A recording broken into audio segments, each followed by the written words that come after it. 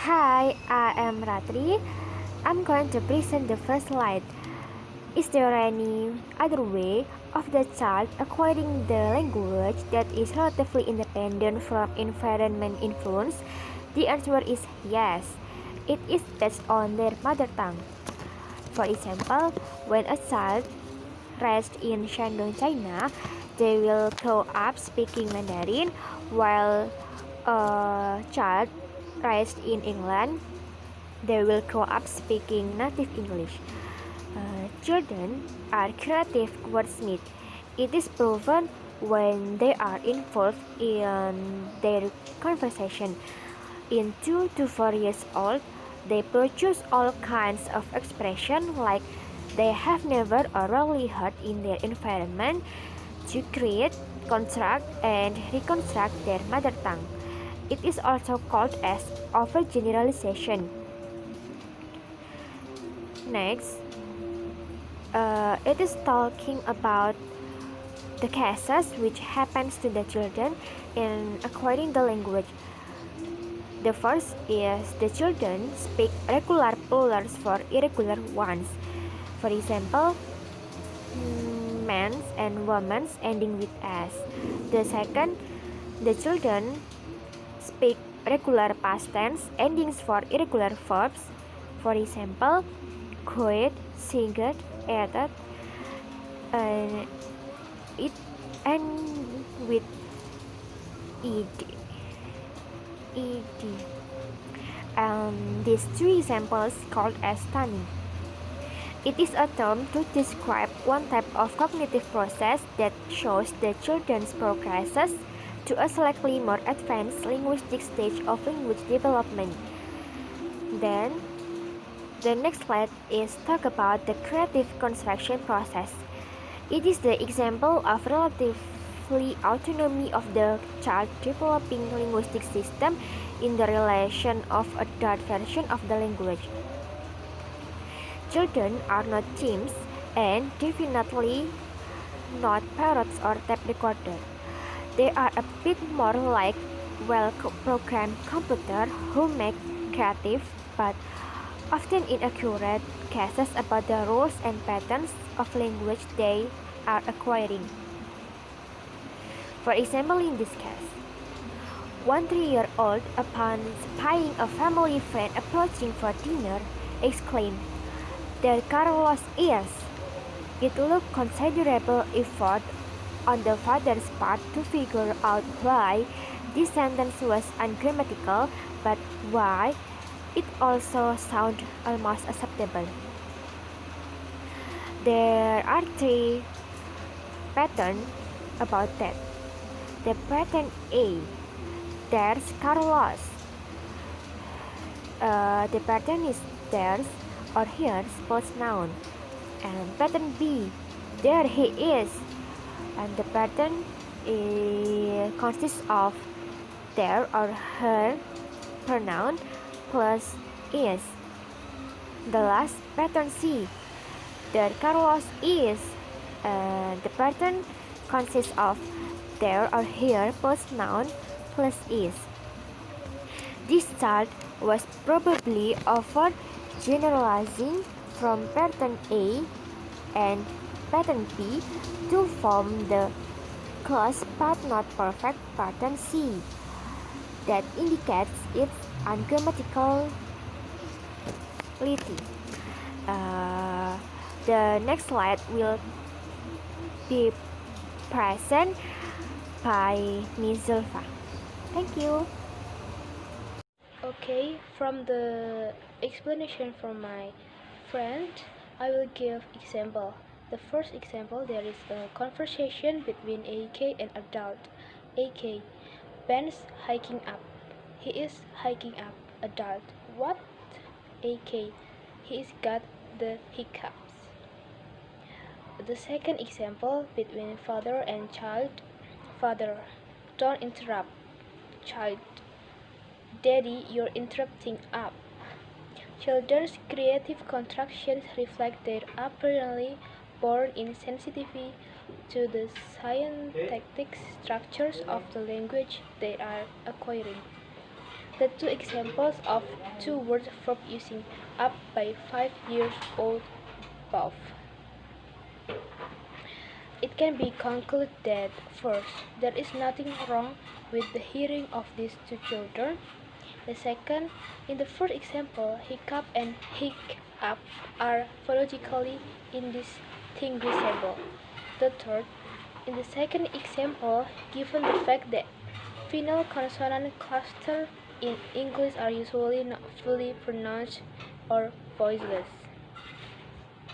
The emergence of foreign accent in the speech of bilingual children at about 12 years old is suggested to some psycholinguistics that are exists a critical period for first language learning which is biologically determined. Okay, we go to the next slide. In all bilingual populations, there are always exceptions which fall on either side of the normal structure of behavior that defines a particular species, and this individuality is very conspicuous among Homo sapiens.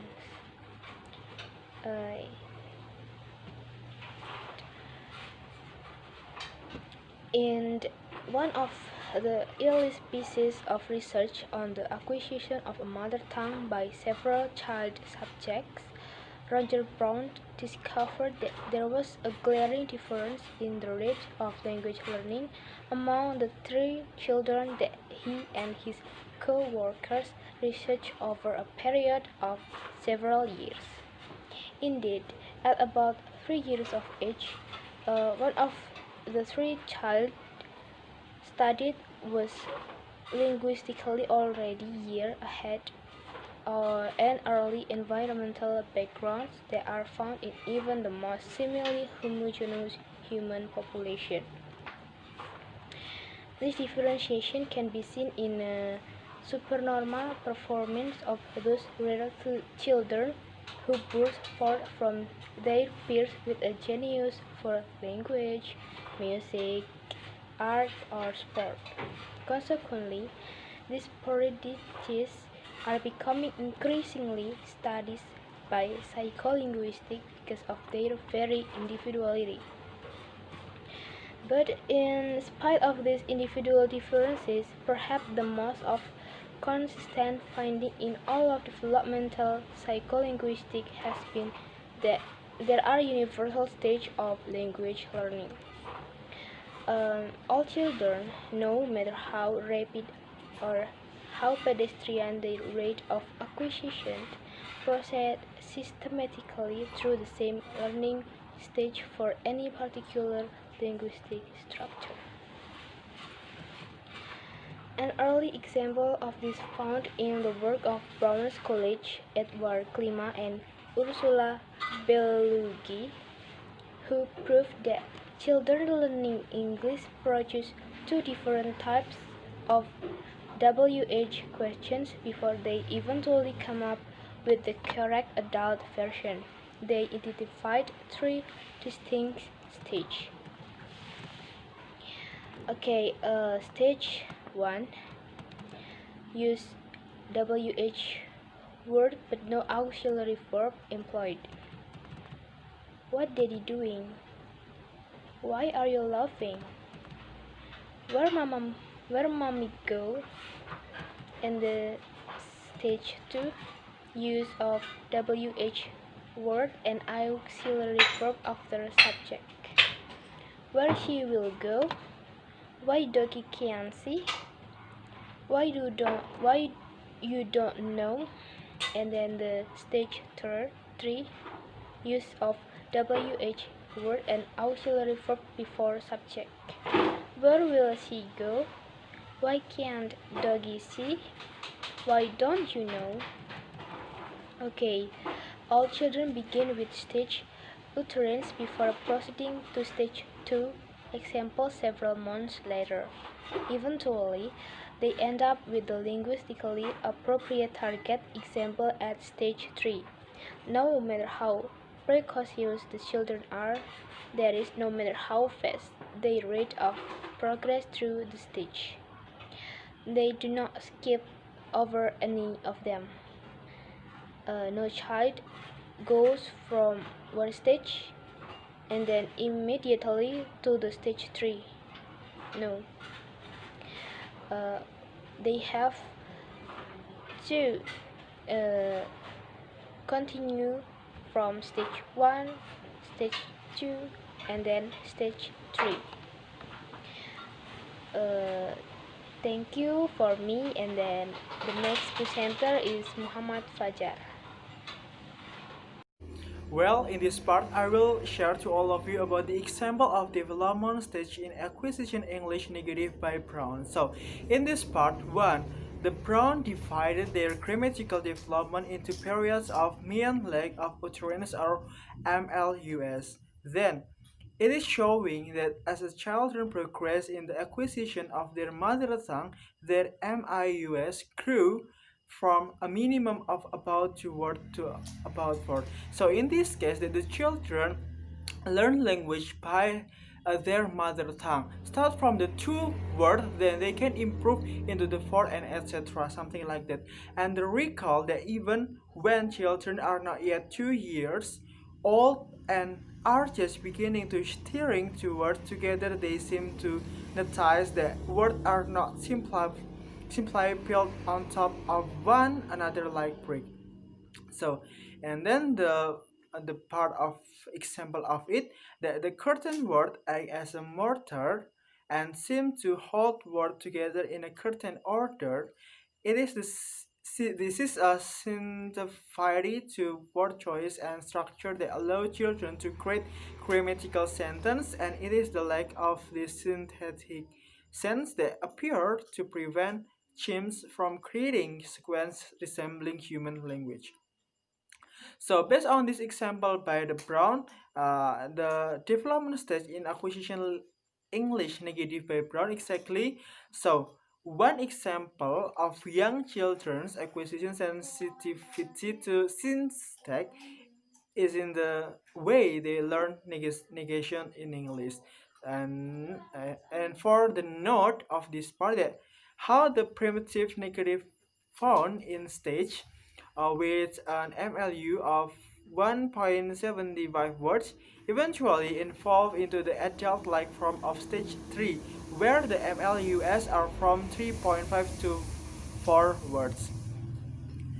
So in this part, or I mean in the case of primitive negative form, there's divided into 3 stages. In stage 1, a use of, for example, the use of word no. So in the first stage, a use of no at the start of the sentence. No, the sun shining. No, so sunshine. So for example, no Mary to it. It means that in the stage 1, the using word no is in the first, or I mean in the start of the sentence. So, and the second stage, or stage 2, use of no inside the sentence but not auxiliary or be verb. No auxiliary or be verb. So the function in the second stage, in the stage 2, I mean, the word no used in the middle of the sentence. So for example, there are no rabbits. I know taste it. No are no. The word no is in the middle of the sentence. So in stage 3, use of not with the appropriate abbreviation of auxiliary or be Penny didn't laugh. It's not rain. So based on it, that some researchers have suggested that there are 4, not 3 exactly, the stage represented the 2 grammatical example illustrates here. So the grammatical pattern acquired by children learning their first language, and of the finding that all children process immutably from one stage to the next. So, and the research pursued by applied linguistics for several decades demonstrate that like little children, adolescent and adult foreign language learners also differ a great deal in their rate of language acquisition, but not in the stage through which they progress. So in this part, whether it is young or adult or adolescents until adult foreigners, they have their difficulties and have their own process in learning language. So that we have to know, and we can conclude that one of the most obvious is the possibility that the process of language acquisition is a common psychological challenge for both the young maturing child, the older experienced and adult. So it is that we need to underline the main point that whether both the young maturing child and the older or whether experienced adult, they has their possibility and they have their own process in learning language. So when it comes the human mind age difference, we witness one common cognitive process when the minds of either youngster of their older counterpart are confronted with a similar task. For example, the tremendous challenge of waking up the completely new system of symbol communication, in other words, learning a language.